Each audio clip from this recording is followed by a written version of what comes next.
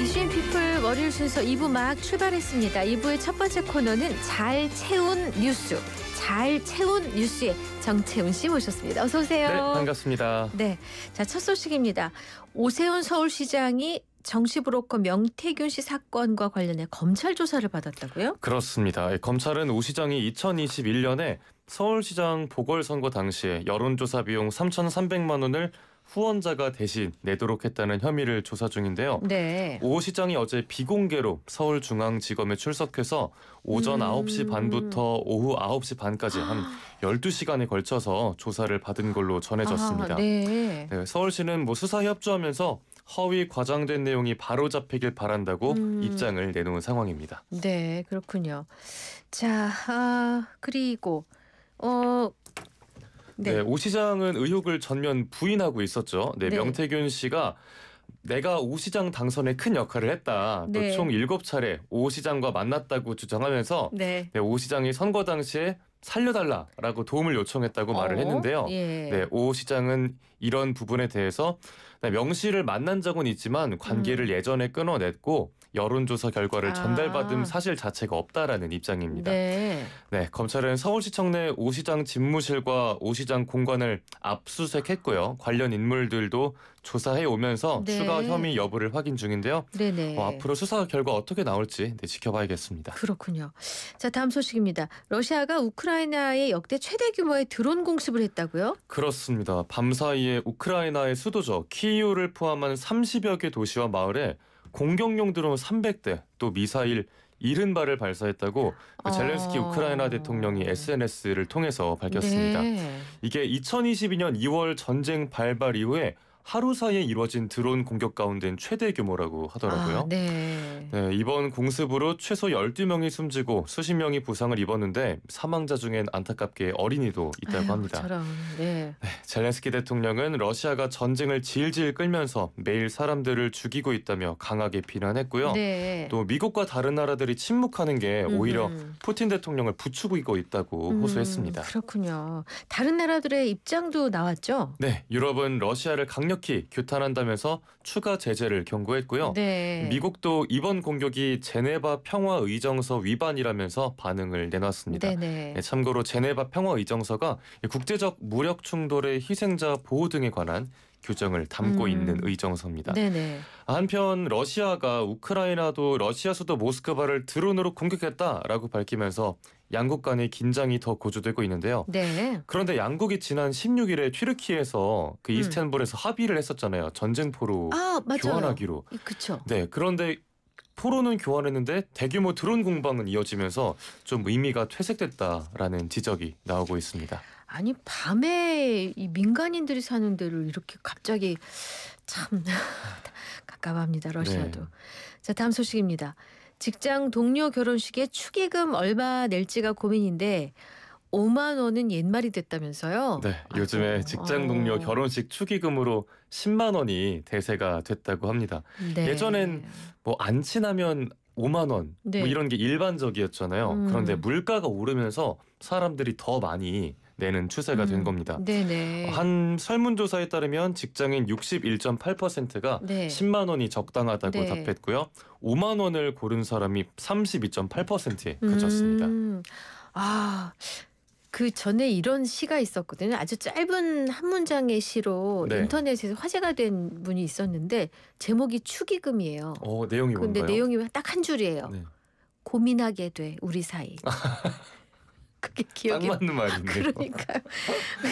그 동료 내가 얼마나 친한지도 축의금 액수에 영향을 미치잖아요. 맞아요. 이게 2023년에도 같은 조사를 했었는데 네. 그때는 협업할 때만 마주치는 동료의 적정 축의금으로 5만 원이 적당하다가 일반적이었습니다. 네네. 그런데 물가가 오르면서 축의금도 올랐고 이제는 적정 축의금 액수로 동료와의 관계에 상관없이 10만 원이 1위로 나타났습니다. 저런. 그렇군요.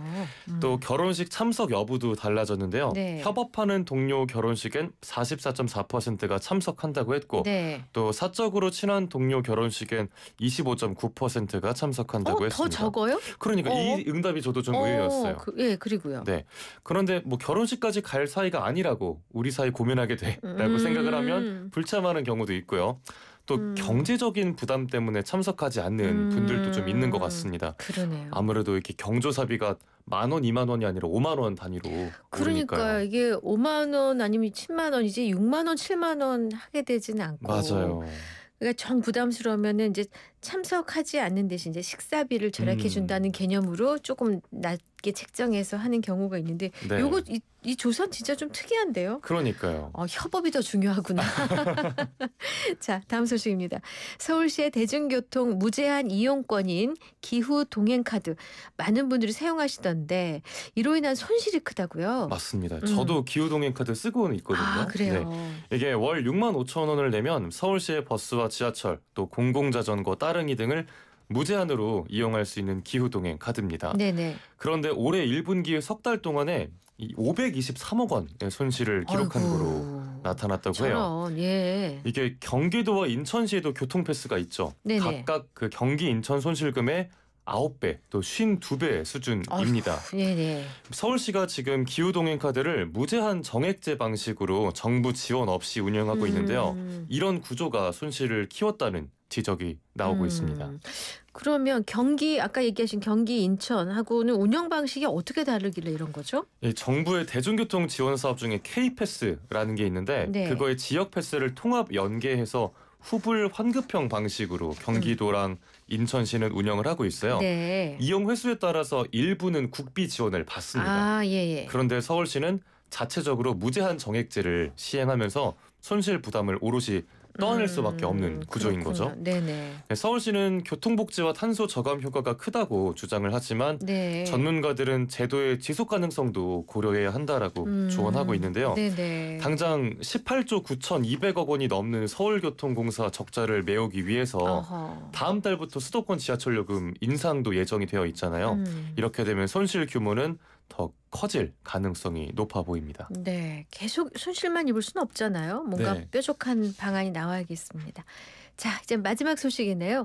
스타벅스가 한국과 일본에서 처음으로 키오스크를 도입한다고요. 그렇습니다.